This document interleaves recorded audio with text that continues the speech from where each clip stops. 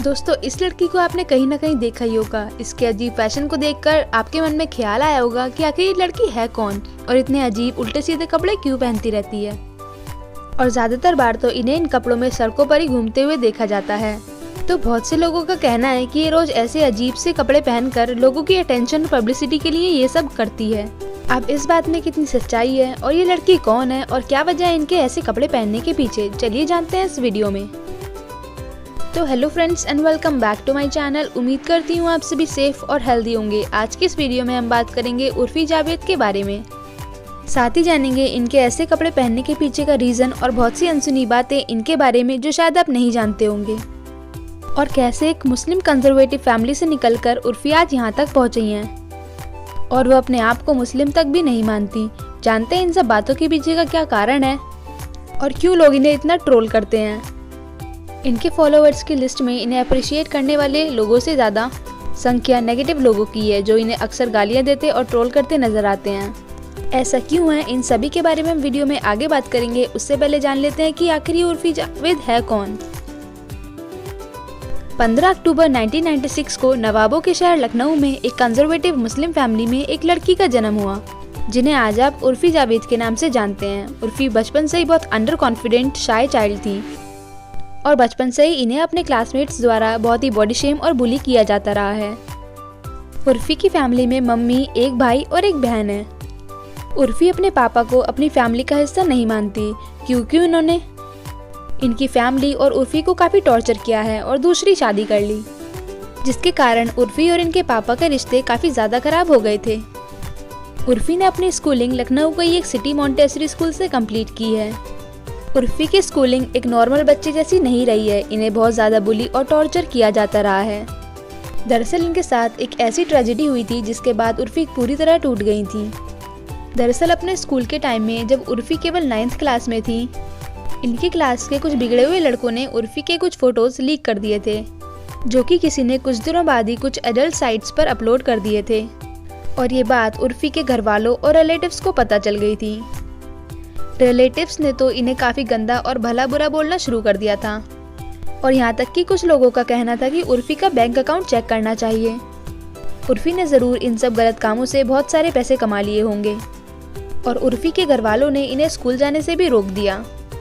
उस समय उर्फी ये नहीं समझ पा रही थी कि आखिर इनकी गलती क्या है। किसी ने इनके फोटोज़ एडल्ट साइट्स पर डाल दिए तो इसमें इनका क्या कसूर। मात्र 14 साल की उर्फी के साथ सोसाइटी और घर वाले ऐसा बर्ताव क्यों कर रहे हैं। उर्फी के साथ खड़े होने की वजह लोग इन्हें ही ब्लेम कर रहे थे और इस दौरान वो बहुत ज़्यादा मेंटल टॉर्चर से गुजर रही थी। उर्फी जैसे तैसे अपने आप को संभाल रही थी, यहाँ तक कि स्कूल की तरफ से भी उन्हें एकदम सोसाइटी जैसा रवैया देखने को मिला और स्कूल से भी इन्हें निकाल दिया गया। उर्फी काफ़ी साल तक रेस्ट्रिक्शंस और टॉर्चर्स में रहती रहीं और फिर एक दिन इनके पापा ने इनकी फैमिली को छोड़कर दूसरी शादी करने का फैसला किया। और तब इन्हें पहले तो बहुत बुरा लगा, लेकिन इन्होंने उस बात को एक्सेप्ट किया और फिर पॉजिटिव रहते हुए सोचा कि जब इनके पापा दूसरी शादी कर लेंगे तब ये रेस्ट्रिक्शंस और टॉर्चर से निकल जाएंगी। उर्फी के पापा ने दूसरी शादी कर ली, जिसके बाद इनके छोटे भाई बहन और मम्मी की रिस्पॉन्सिबिलिटीज़ उर्फी पर ही आ गईं। और तब उर्फी उस दौरान ग्रेजुएशन कर रही थी, जिसके साथ साथ उर्फी ने कॉल सेंटर में जॉब करना भी शुरू कर दिया। इन्हें कॉल सेंटर में बस इतना पैसा मिलता था जिससे इनकी फैमिली बस 2 वक्त का खाना खा सके। और तब फिर इन्होंने 2015 में मुंबई आने का फैसला किया। अब ये मुंबई तो आ गई, लेकिन ये बहुत अंडर कॉन्फिडेंट और शाय लड़की थी। इन्होंने अपने आप को हमेशा क्रिटिसाइज होते ही देखा था। मुंबई में आकर ये कुछ दिनों तक अपनी दोस्त के साथ रहने लगी और इन्होंने उस दौरान सोचा कि जब अब मुंबई आई गई हूँ तो कुछ ना कुछ करके ही जाऊँगी, क्योंकि ज़िंदगी भर कॉल सेंटर की जॉब से तो कुछ नहीं होने वाला। और तब फिर इन्होंने कुछ टीवी सीरियल्स के लिए ऑडिशन देने का फैसला किया, लेकिन उस समय ना इन्हें कोई एक्टिंग आती थी और ना ही इनका कोई कनेक्शन था, तो इन्हें अपने पहले काम को पाने के लिए ही बहुत स्ट्रगल करना पड़ा। तब जाके 2015 में इन्हें टेडी मेडी फैमिली सीरियल में एक साइड रोल करने का मौका मिला और यही उर्फी का डेब्यू सीरियल था। इसके बाद इन्होंने काफ़ी अदर सीरियल्स में भी छोटे मोटे रोल किए। 2016 में इन्हें बड़े भैया की दुल्हनिया, कसौटी ज़िंदगी की, चंद्र नंदिनी जैसे कई सारे सीरियल्स में साइड रोल्स में देखा गया, लेकिन उर्फी को अब तक कोई रिकॉग्निशन देने वाला काम नहीं मिला था। उर्फी कुछ मंथ्स पहले ही बिग बॉस OTT में भी दिखाई दी थी, जहां ये पहले हफ्ते में ही इविक्ट हो गईं। लेकिन बिग बॉस करने के बाद इन्हें थोड़े बहुत लोग पहचानने लगे थे। लेकिन उर्फी को असली पहचान मिली सोशल मीडिया से, जहां लोग उर्फी को एक्टिंग, सीरियल या शोज़ की वजह से नहीं, इनके अजीब अजीब उल्टे सीधे फैशन की वजह से जानने लगे। और ज़्यादातर उर्फी के जानने वालों में नेगेटिव पॉपुलैरिटी ज़्यादा थी, जहां मोस्टली लोग इन्हें भला बुरा बोलते और ज्ञान देते ही नज़र आते हैं। जिस पर उर्फी का कहना है कि ये सोशल मीडिया ना होकर 90s की सास हो गई है, जिसे देखो ज्ञान दे रहा है। लेकिन इस सब से उर्फी को कोई फ़र्क नहीं पड़ता।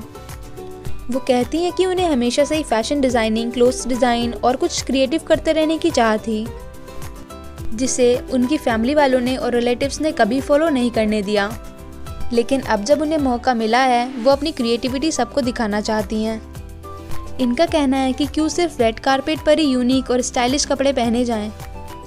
मैं तो कहती हूँ हमें रोज़ाना कुछ इंटरेस्टिंग पहनना चाहिए। लेकिन उर्फी को शायद ये नहीं पता कि हमें इंटरेस्टिंग कपड़े पहनने तो चाहिए, लेकिन जगह और सिचुएशन देखकर।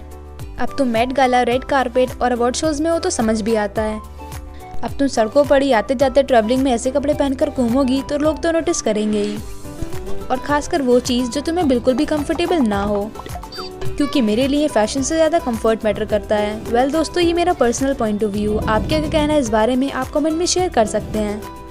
मैं आप सभी के कमेंट रीड करूंगी और मुझे बहुत अच्छा लगेगा ये जानकर कि आप क्या सोचते हैं। और वैसे ही उर्फी की पर्सनल लाइफ है, वो जो चाहे वो कर सकती हैं, और वो अगर अपने पुराने शो को फॉलो करना चाहती हैं तो इसमें क्या बुराई है। और किसी भी ट्रोलर के कुछ भी बोलने पर उर्फी को कोई फ़र्क नहीं पड़ता। वो कहती हैं कि वो जो करती हैं वो अपनी मर्ज़ी से करती हैं, और वो उन लोगों को भी कहना चाहती हैं जो मुस्लिम बनकर उन्हें ज्ञान देते हैं। उर्फी का साफ कहना है कि वो किसी भी रिलीजन को नहीं मानती और अपनी मर्जी से जीती हैं। दोस्तों, ये थी कहानी उर्फी जावेद की। आपका क्या कहना है इनके बारे में, आप कमेंट में ज़रूर बताना। और अगर ये वीडियो आपको थोड़ी सी भी अच्छी लगी हो तो इस वीडियो को एक लाइक कर दीजिए, और ऐसे ही इंटरेस्टिंग वीडियोस देखते रहने के लिए मेरे चैनल को सब्सक्राइब कर लीजिए। कोई शिकायत या सजेशन करना हो तो कमेंट भी कर सकते हैं। Thank you for watching. Stay safe and stay healthy.